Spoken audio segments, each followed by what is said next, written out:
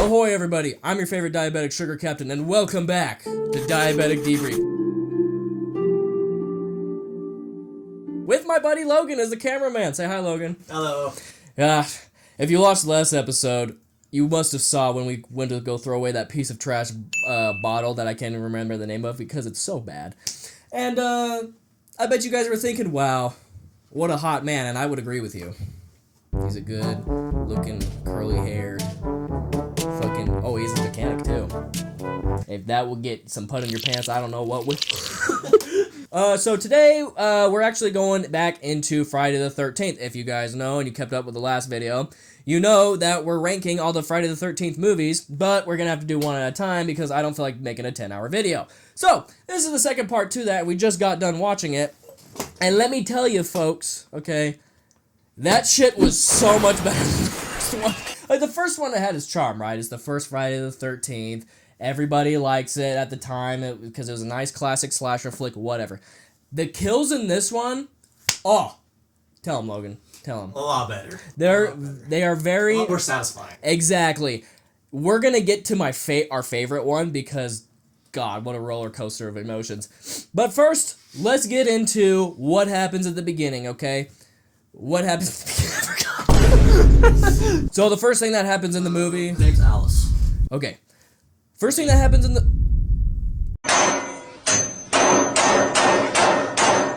Alice basically is on her bed having a nightmare, okay? She's like tossing and turning. And I'll give you a visual representation of what that looks like, okay? Ready? 3, 2, 1, scene.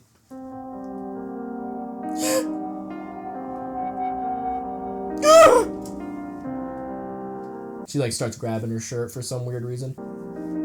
Oh no! Oh! And it's just her remembering everybody getting murdered. Which, to be fair, I mean, I guess I would be tossing and turning like that too. But it just seems like it's more of an erotic dream than it is a having a nightmare dream. She wakes up in a panic and she's like, "Whew, man, what a ride!" So then she starts going in the kitchen, and for the 15th fucking time, this bitch makes coffee.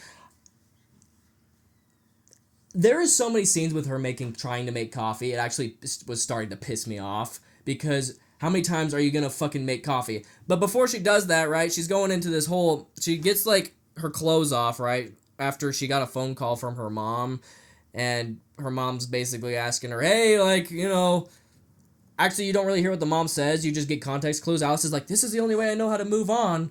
It's like, by painting your shitty drawings and laying in bed and just having nightmares. Yeah, that's a healthy way to move on, Alice, you stupid bitch. And by the way, before you even get to see Alice, you see, you know, some mysterious guy walking up to the front of the house and whatever. Alice gets up, you know, she has a phone call with her mom, says some dumb shit, and then she goes into the shower, this is like one of the funniest parts. She full on gets in the shower, so she gets undressed, right? You don't see anything. Lame.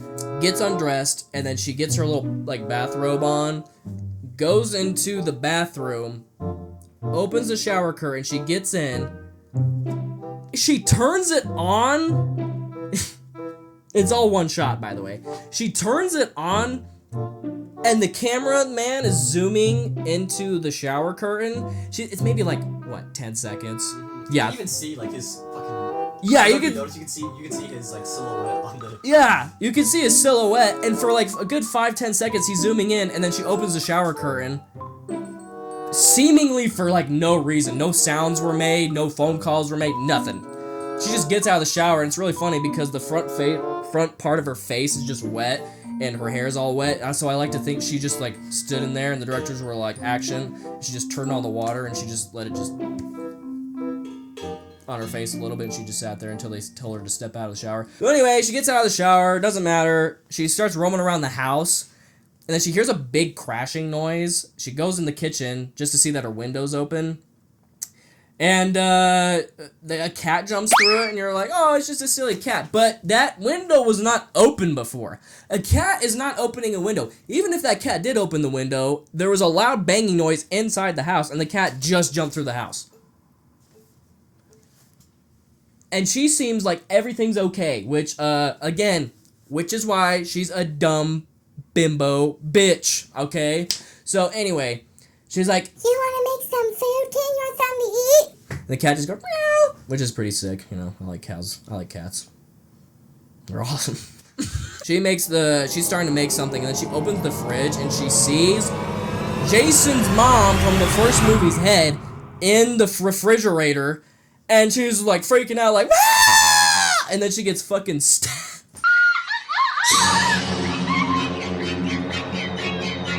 Jason comes up and stabs her in the temple, and she's dead. I kid you not, the main character from the first movie's gone just like that, and you're like, cool, dude. First 10 minutes of the movie. My mother's outside. Can you believe it? I have a mother. Mama, coming home. I'll stop now. I hate him. I don't hate anybody, guys. I'm a very not negative person. If you've Except seen, for redheads. if you're a fucking redhead, Well, one specific redhead that we'll get to later. or if you're Monty from Kindergarten 2 and 3 and 1, you know what? If you're either of those guys, you're getting fucked. Personally, I will show up. I will be in the corner when you get home from work, and you'll just see me sitting there in the corner, dick out, balls out, and there's nothing you can do to stop me. When you look into my eyes, you know what's going to happen to you. And I like to think that just for a little bit, you try and fight back. I like it when that happens. I'm trapped. Don't fucking listen to that guy. Anyway, so I just want to bring this up now, okay? Our boy, Ralph, he comes back. Like the freaking champion that he is, man. What a goat, dude. He bikes 10 miles to warn some young adults about the dangers of Camp Crystal Lake. What a clap it up. Clap it up for Ralph. He's back with the fury, ready to fuck. So, Ralph, okay, sees this truck pull up, okay, and it's got these two characters named Jeff and Sandra, okay? They're a little couple. They're nice and cute, whatever. Well, I mean, oh shit. Jeff's cute. Sandra's, it's like Scary Movie when they have to put a bag over that girl's head. Horrible looking. They pull up and they get out of the truck. They park in front of a gas station. It's Exxon. Sponsored by Exxon, I guess. They park in front of an Exxon, and then they go to a phone booth, and they start dialing a number. And who are they dialing? This boy named Ted. I will get into why I don't like Ted here in a minute. So they call Ted, and they're like, hey, man, give me directions to where the camp is. And Ted's like, okay, take this up the dirt road, and yada yada. And in the background, you're seeing their truck getting towed. And then Ralph comes out of nowhere, like the god he is. And he's like, I tried to warn the last ones. You guys are doomed. You're all doomed. I love Ralph so much. Anyway, they keep talking to Ted, and then they see their truck getting towed by this random guy, okay? So then they're chasing after him, and just up the road, they chase him down up to this house that was like, you don't even really know how long they've been running for, but it's like, it seems like it's just up the street, okay? So they run up the street, and then, there he is. Ted, okay? Redhead. Alright, you're already disgusted, probably throwing up right now. Pasty fucking Irish legs. And I just couldn't believe it. Like, I was looking at Ned from the last movie, but worse. I could not believe it, dude. He's like the next comic relief character, except Ned, spoiler alert, Ted survives. We might have to put it below the first movie because of that. They pull up, Ted's like, haha, I know the guy who owns the gas station, and I told him to tow your car to me. Fuck that guy, dude, so stupid. We're at this camp that apparently is next to Camp Crystal Lake, and they call it Camp Blood, okay? Camp Crystal Lake is Camp Blood, okay? It's Camp Blood. They're like right next to it, and fucking Ted brings it up with Jeff and Sandra, and he's like, you know, they call this place Camp Blood. And they're like, oh, why? Why do they call that? And Ted's like, you don't get to know, pussy. He gets back in the truck, and they drive away. Okay, fine, dude, whatever. Now that they're driving back to the camp, we're starting to meet all these characters, okay? Because we're at the camp. So we got Jeff, we got Sandra, we've got Paul, who's the leader of the camp, Jenny, who's our main chick, Terry, Vicky, Mark, the cripple, hilarious. Oh, what was the other ones? I don't think they gave everybody names. So No, they didn't give everybody I names. was trying to write the names down as I heard them. Wasn't it? Oh, Scott, the fucking Victoria, Oh yeah, Scott. the Victoria's Secret model. And I think that's all you need to know. So, for some reason, Ralph decides, again, to go to the camp, okay? It seems like he knows where all these camps are, okay? He's been fucking peeping on dudes and girls and everything just since the beginning of time. So he's walking and he sees this girl in this car drive by. That's Jenny, by the way. Jenny drives by and he sees that she's driving to a camp and he's like, So he decides to walk to the camp. And Jenny pulls up, her car's breaking down, so you're already setting up something there. And Paul gets, like, super upset. He just, like, gets her out of the car, fucking yanks that bitch by her hair, fucking throws her in the dirt, fucking teabags her. I'm just kidding, that doesn't happen. But it should have happened. And he pulls her in the office, and he's like, "You're late." And Jenny's like, "I'll never be late again." And then she, like, doesn't happen either. Again, it would make the movie a lot better, but... So then they come back outside, they start telling campers, "Hey, man, Camp Blood, Camp Crystal Lake, it's right next to us. I know it's intriguing. You can't go there." And everyone's like, "Ugh." And Sandra's getting a little fucking boner for this place. She's like, "I'm fucking ready to go risk it all at this camp." There's a little scene at night where Paul's telling everybody the story of of Jason Voorhees and his mom. And apparently this takes place 5 years after the last movie. From what we understood, I mean, we didn't go back and rewind or anything. We were just kind of raw dogging it. But from what we heard, it was 5 years ago. And they're talking about as if Jason and all those camp people and his mom who died, they're acting like it didn't happen. A revenge that he'll continue to seek if anyone ever enters his wilderness again. Just a straight urban legend. And it's like, there's probably police reports. And there was a kid named Jason that drowned. Stupid. And all of this... just to scare all the other counselors. And what happens is fucking Ted. This little skinny fucking redheaded bitch boy that he is comes out in a wolf mask and a spear. He goes, okay? He's scaring everybody away, and everyone's like, "Oh my god, let's get up and run away 10 feet." And they run away, and then obviously they wanted to go off camera, acting like they ran away off camera. But then Ted goes, and Ted and Paul go, "Come back!" And they're like, "Okay," and they just waddle back into frame. I don't believe it, director. Do better. Now, everyone's, chilling. They've learned the story. Sandra's like, "We gotta go there." And Jeff's like, "Hell no, I ain't going there unless I get my pee-pee sucked," which is valid. And Terry's also looking for her dog. Oh, yes. Terry has a dog. Oh, we completely missed this part. Scott, okay, the Victoria's Secret model, when this was all happening... He had a slingshot, and you just see this close-up on Terry's booty cheeks, them flapjacks flopping in the wind. I don't know why I'm adding detail. She's running, and he just shoots like a pebble at her butt. She's like, "Hey!" And Scott's like... The problem with him is that he's really good looking, but he's just weird. So, I mean, if I was... How many shots would it take for you to fuck Scott? How many shots are we talking? A bottle. Really? But you don't know he's a creep though. I don't know he's a creep. Yes. And you're a woman. I would say 5. 'Cause he gives off a creepy feeling. He's like Ted Bundy. Yeah. He's like Ted Bundy. Weird feeling to him. Like, I'm gonna be helping this guy get his books into his car, and I'm gonna end up in a Volkswagen Beetle. So anyway, that was a weird scene. So Scott's a weirdo. And Terry has this dog. We don't remember the name of the dog.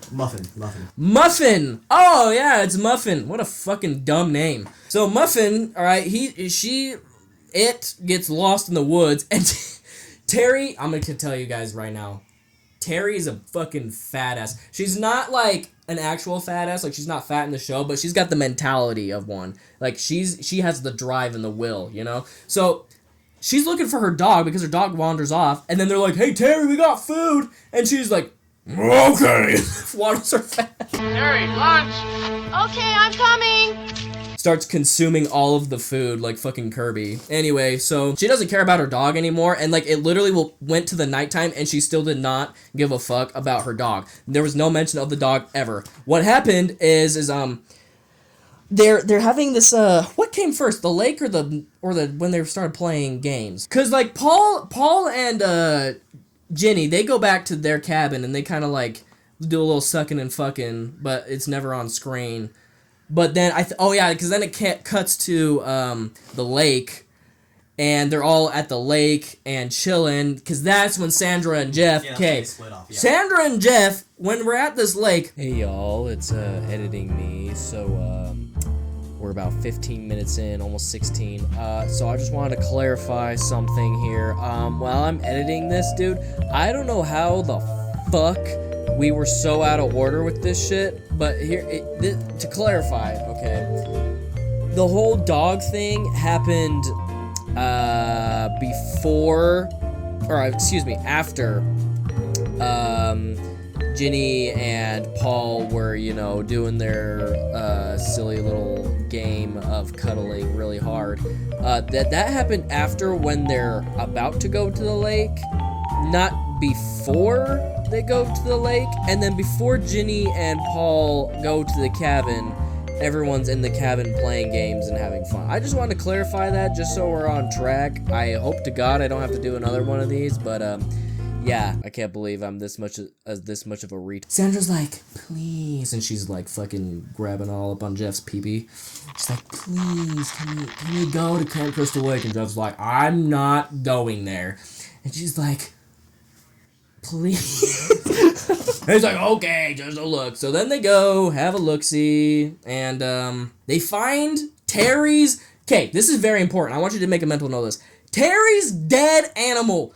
Fucking a drone strike hit that shit and it blew up. That's how fucked up it was, okay?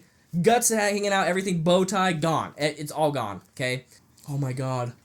Oh my god. We missed a part, Logan. Guys. This may be hard for you to hear. As Ginny and Paul were going to make sweet, passionate, steamy love.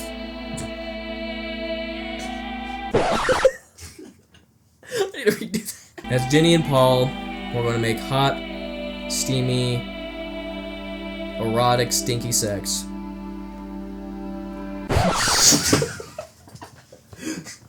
As Ginny and Paul were going to make hot, sweaty, stinky sex, Ralph was there in the camp, and he was watching. Not because he's weird or anything, he's not like that, no. Paul was just trying to make sure everyone was safe, and unfortunately, the tree he was hiding behind happened to be the same tree that Jason Voorhees was behind, and we see our boy Ralph end his journey here with Jason wiring him to death. He's got one of those wires and he chokes fucking Ralph to death, and Ralph bleeds, and yeah, he's John Wick style. When I say that me and my buddy here were ready to go to war for Ralph, we meant that shit. This was the hardest part of the movie. You know what? It's worse than the first one. Fuck it. It's worse than the first one. And Ralph didn't fit Jason's criteria. He wasn't a horned up camp counselor. Yeah, he wasn't a horned up camp counselor. Granted, he was there when things were about to go down, but that's not fair. Plus, Ralph has been to these camps many times, and you know what? Jason's not even on Camp Crystal Lake. I feel like this is unfair. This is unfair. Jason acted out of boundaries. Not legal. Not legal. But whatever. Automatically the worst movie. Automatically the worst time. You know what? I'm going to drink all of this right now. I'm going to have a myocardial infarction, dude. With that being said, we're going to the lake, okay? Jeff and Sandra, the fucking witch herself, sure, they're walking and they're exploring. They see the dead dog, as I said before, and then they get caught by an officer. Okay? Officer brings him to Paul, and Paul's like, they don't get dessert tonight. No seconds on dessert for Jeff and Sandra tonight. And the officer's like, really? That's all you're gonna... Alright, whatever. So the officer leaves. He's driving down the road, And it looks like his car is a toy car. Like, I'm going to flash a clip up on the screen. Tell me that does not look like a toy car. Logan, your input, please. Yeah, it looks like a little, like, the old school Hot Wheels. Yeah. Yeah, it looked like it honestly looked like a painted wood derby car. That's what it looked like. Just because of the front end. Like, the front bumper just looked fake. He gets out of the car and he sees someone running in the woods. And, you know, it's Jason, right? So he's chasing after Jason and Jason's running away. He finally finds Jason's fucking Ted Kaczynski shack. And you're like, oh my god, is Jason the Unabomber? We'll find out, right? So the officer enters in the shack and he's like looking around, you know, he's like, my god, like who's living here? And then he finds a room, okay? I really like to emphasize this because Jason Voorhees took his mom's head, put it in a fridge, and then he had to carry it all the way back to Camp Crystal Lake and put it back on the shrine. There is a shrine with her head, okay, his mom's head, with candles around it. It's starting to look like a rotting pumpkin, okay?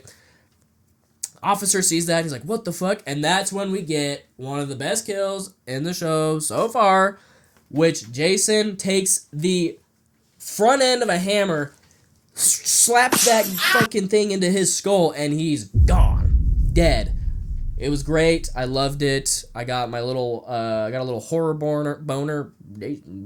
That was great. And then cuts back to the lake, and then you're seeing the fucking cripple who can't, you know, swim.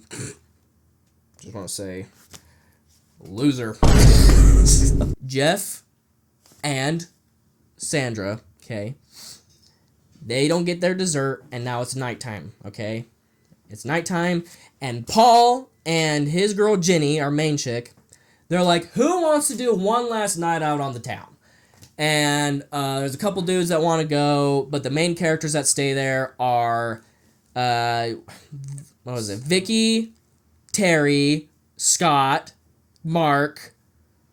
Who were the other ones? Oh, and then Jeff and Because Jenny went to town. Jeff and Sandra. Those are the ones that stay behind because, as you all know, let's see, boy, girl, boy, girl, boy, girl. Okay, you know shit's about to go down. We're finally getting into what Friday the 13th has always been about. Penis and tits and... You get us, dude. Let me tell you right now, for you gooners out there, see Bush. It's crazy. Not saying that, like, you know... Let's skip past this part. Terry's basically still not concerned about her dog, by the way. She's like, I'm gonna go for a walk. And everyone's like, okay, so... Oh, you forgot to mention that they saw the dog and said nothing. They did? Yeah. Oh, yeah, Jeff and fucking Sandra, they noticed the dog dead, obliterated, and they're just like, let's just not say anything. Which, you know, I can understand. I wouldn't want my dog knowing that it got gutted. I'd rather just know it went missing. So, Terry doesn't seem like that good of a dog owner anyway if she's not really concerned about him, so... Sucks to suck, really. We're cutting to Terry, right? And she's going along the lake, okay? And you're like, oh, cool, she's going for a walk. Nope. This fucking big back earlier, she, you know, gets her fucking clothes off, and you're like, whoa, dude, we're going solo skinny dipping? This is awesome. This is peak. All the directors knew that everybody in the 80s was gonna love this shit, dude. Because, you know, back then, they didn't have the amount of internet access that a 12-year-old child does. So, anyway, so she starts stripping down, and you're like, oh, you're just gonna see some titties, right? No! Let me tell you, dude. There is... bush. Like, that shit's growing, right? And we're cutting back to the house, and we've got Mark, who's a hunk, right? Only in fact he's a cripple, whatever. So he's got to have a stronger upper body. Anyway, so he's arm wrestling Jeff, and then beats Jeff. Well, actually, Jeff beats him, but he did it with 2 arms, and they were gonna go again. But then Sandra comes over with her fucking ugly ass face, and she goes, "Jeff, I want you to save your energy. If you want to wrestle, come with me." And Jeff's like somehow attracted to that, and Jeff stands up and he's like, you know what? Sorry, Mark, another time. So then Vicky, the girl that's been eyeing the cripple this entire time, is it for pity reasons? I don't know. Maybe she likes taking advantage of cripples. We'll never know.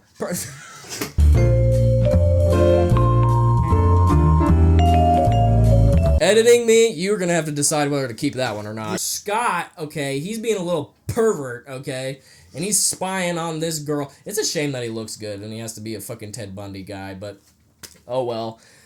He's spying on Terry, and he takes her clothes, and Terry's upset. She gets out of the water, you know, bush out and everything, and she starts chasing him through the bushes. And basically what happens is, like, for some reason, there's a trap set on the ground.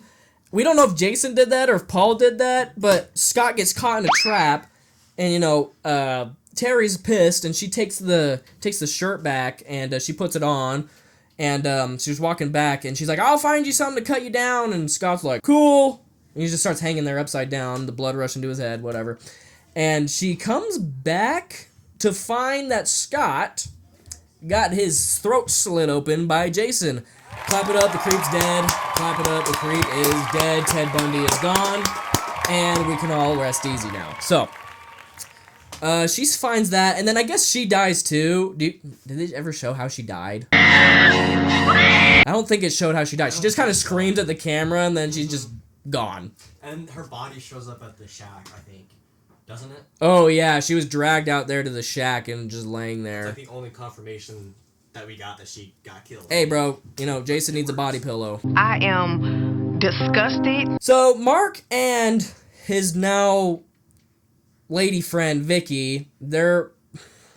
Let me tell you, dude, the riz Vicky has is crazy. She's done this to cripples before. She was talking to... What was she saying? He was like ready to arm wrestle her, and she's like, all I need is your fingers. I only want your fingers. What? And we're like, me and my buddy here were like, shit, okay, what do we do? She asked if, she was like asking him like how he got crippled, and she was like, so is it just your legs that don't work? Is everything else work? Oh, yeah! Yeah. Does everything else work? And this dude... He said something, he's like, I get by or some shit like that. Yeah. He's like, I make do with what I got. I can't remember exactly what he said. It was something like that. Yeah, dude, he was sitting there fucking... Dude, he was probably the most bricked he's ever been in his life, dude. Jesus Christ. It worked right then. He was like, it works now. She was basically asking him, like, hey, so...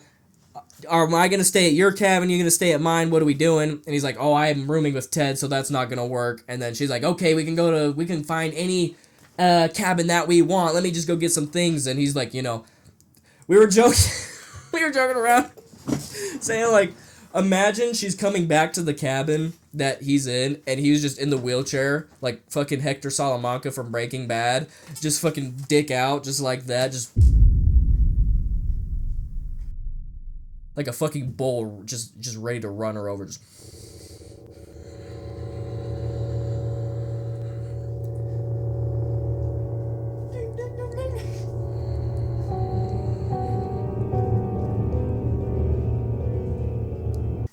I am leaving that entire, like, 30 seconds in there. You know, we're joking that he's cocking balls out, can't get out of his chair. It's pretty funny. We're also thinking, what are the mechanics of this? Is she gonna pick him up and lay him down on the bed and get on top? Or is she gonna have to, like, move everything? Like, is she gonna have to flop him over?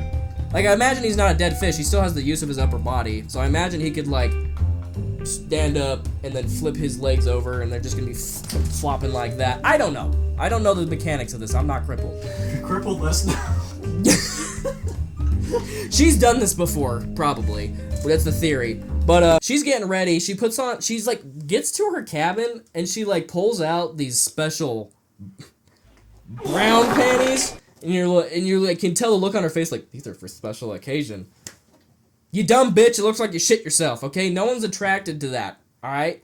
If I'm in that situation and I take down a girl's pants and that shit's brown, I'm rolling out of there. You could have picked any color but brown. Whatever. Fine. Maybe he's into that. So anyway, she's getting ready, and then I guess what happens is she was like out in her car, and like, or she was trying to get in her car, and she gets in her car, and her booty hole's out. Not really, but her booty's out, and I guess she just gets killed by Jason.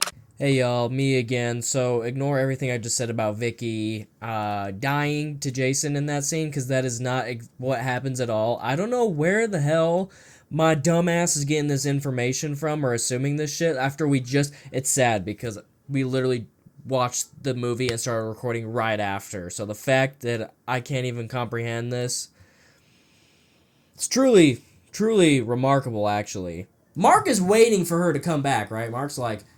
sitting there, chubbed up. He's like looking out the window, dick pressed against the glass, and he's just waiting for her to come back, like I was telling you. And he rolls outside because he hears a noise. He rolls outside, looks around, doesn't see anything, turns around for, God, like a minute. It was like 60 seconds long. He was just facing the same direction, just... If you haven't seen her in the first, 10 seconds, she's probably not out there, but whatever. So then you see Jason, the cameraman, start closing in on him, and he's getting so close, and it keeps going back to Mark's face, and you're thinking, okay, I should probably see Jason by now. I should probably see him in frame, but he's not. He's like this weird, invisible creature man. So then, the best part of the entire movie, the fucking best part of this entire movie is... all of the sudden, well, is it a machete or a sickle? I think it was a machete that goes through his face. A machete goes through Mark's face, and he's facing the stairs, or he's facing away from the stairs, so when Jason throws this fucking beam of a machete to his head, it hits him so hard that he rolls down the stairs. It was like a 20 fucking set of 20 flight stairs. There was so many stairs, and his body's just like Dude, it was so intense and so fast. oh my god, it was hilarious. We're just like, wow, okay, so I guess Mark's gone, which I was actually thinking the cripple might survive, but, zero tolerance policy. The problem that happened after that was you can't even process what happened, because as soon as that happens, there's a flash white cut, and it's just Jeff and Sandra's just fucking. Jeff's all sweaty, she's nibbling on his fucking Adam's apple, it's awesome. It's not really, it's really weird, actually. I was very uncomfortable, because she kept, it felt like to me, like she was actually found an apple on his fucking throat, and she was just like that. I love that little bump on your neck. Oh my god, you do, baby? Yeah. Imagine somebody just licking on your Adam's apple. Just like the front of it, too. Not even the whole thing, just like the front of it. You know how much of a fucking feeling nightmare that would be, dude?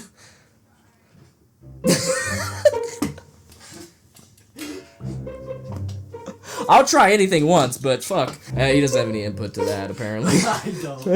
No comment.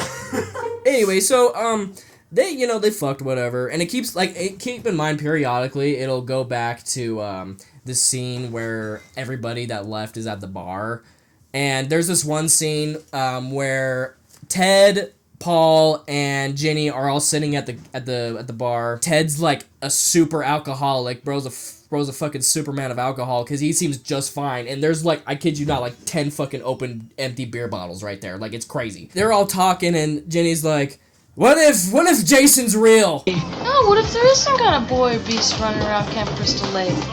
And Ted and fucking Paul look at her like, what are you, fucking stupid, you dumb bitch? Jason's not real, okay? Jason's a legend, Jimmy.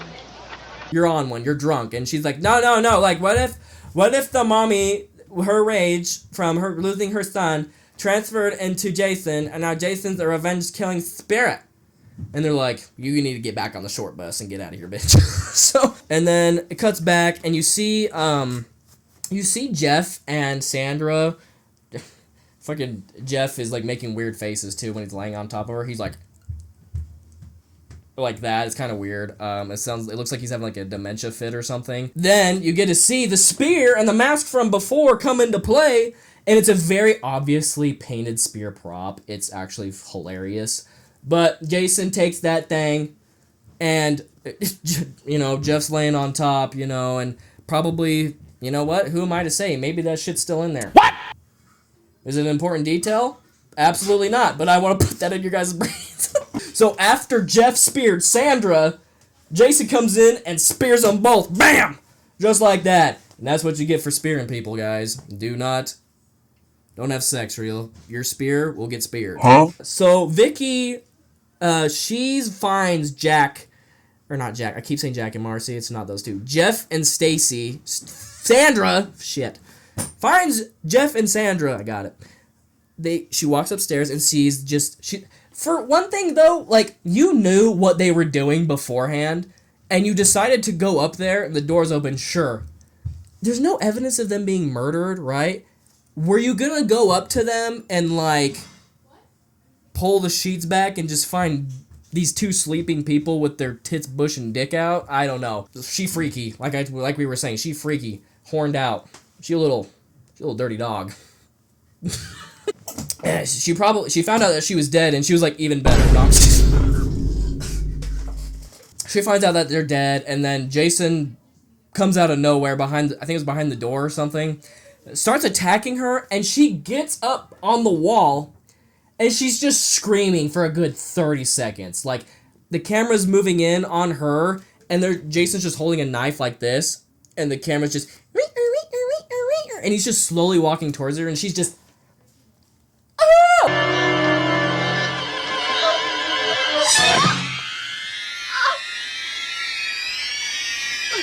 and I'm like, even if you weren't gonna win, right? You had so much time to try and run away or fight back, but you were just told to sit there in the corner. Like a fucking, what is that word I'm looking for? Like a cuck. Okay, you're sitting there in the corner like a cuck, and you just let it happen to you. And honestly, that's basically what a cuck is. Jesus, wish he was a cuck the whole time. So, now that we're back, we're back at the bar, and Paul and I guess Paul and Ginny are good enough to drive. There was so many beer bottles, I couldn't believe that they were okay enough to drive, but they drove, and they drove perfectly. So they pull up, they go into the house, and they go upstairs, and they discover that there's a bunch of blood on the bed sheets, and they're like, what the fuck, that's weird. And then Ginny's asked Paul, is there something wrong? And Paul's like, nah, calm down, bitch, you're crying, okay? Chill out. So after that, right, they're going downstairs, and then Ginny goes in this dark room, and she's like, Paul, someone's in here. Paul, there's someone in this room. And it's like, bitch, shut up. Why would you announce that just to the room? I know someone's in here. I would just, like, back out, and I'd be like, Paul, someone's beating their shit in that room. We should probably leave. And so she just calls it out. And then the fucking Jason, all right, he comes out in his bag head, okay, with his one eye hole, comes out, tackles Paul to the ground. Ginny is the actual worst person you want with you when this situation happens. Ginny is up against the wall freaking out, like looking at Paul getting fucking molested, like, oh, no! Paul, you good? And then Jason pops up. It looks like Jason won the fight, right? Chases her. She locks herself in 2 rooms. He breaks into fucking both of them, right? She hid underneath a bed, and Jason was looking for her, and a rat, okay, that's not the gross part. A rat came in, and Jenny was like visibly disgusted. And I'm like, that is the least of your freaking problems, dude. You've got a lot more to worry about than a fucking rat. Now, here's what's should be hotly debated, even not in our current times. There is a mysterious liquid that comes out from underneath the bed. It's yellow, but also a little brown. Like, there's a little stinky matter in there. Okay, okay. What do you think is piss shit? Do you think it's from her or the rat? I think it's piss from her. I think she pissed herself. Okay, That's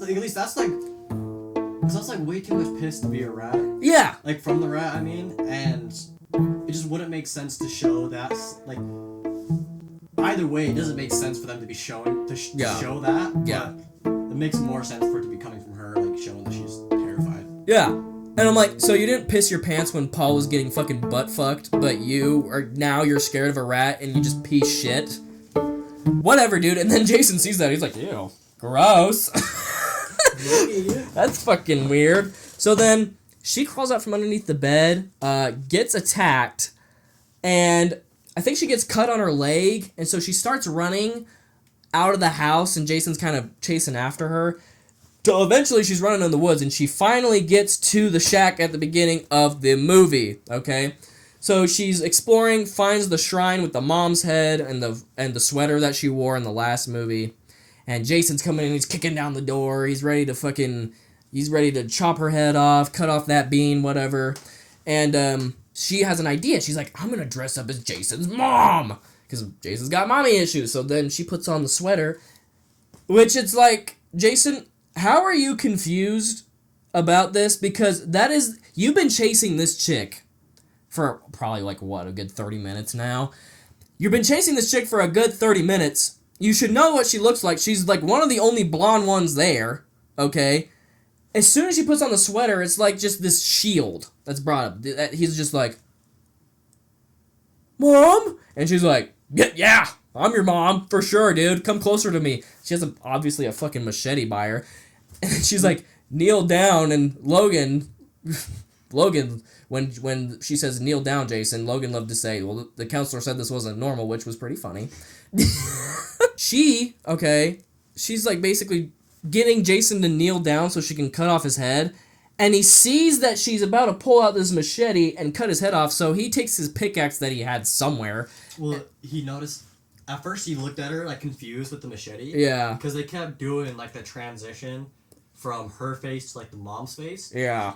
And the part that really of that was, like, she had super long-ass hair, then it would transition to the mom with super short hair. Yeah. But, she was winding the axe up and she turned her body, and then Jason saw the actual mom's head. Yeah. And What gave it away to him. Oh, yeah. Okay, that's right. Yeah, Jason saw the mom's head, and he was like, you're not my mom! So then he gets up, starts fighting her, and I could not believe it. Okay, Jason's killed every single person up to this point.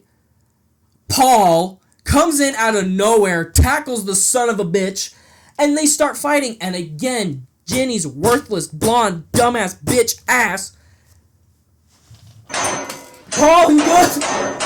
Paul, you chilling? Paul, I died. You got that. Until eventually she gets some fucking balls, and she gets the machete, and finally she does a striking blow straight onto Jason's neck.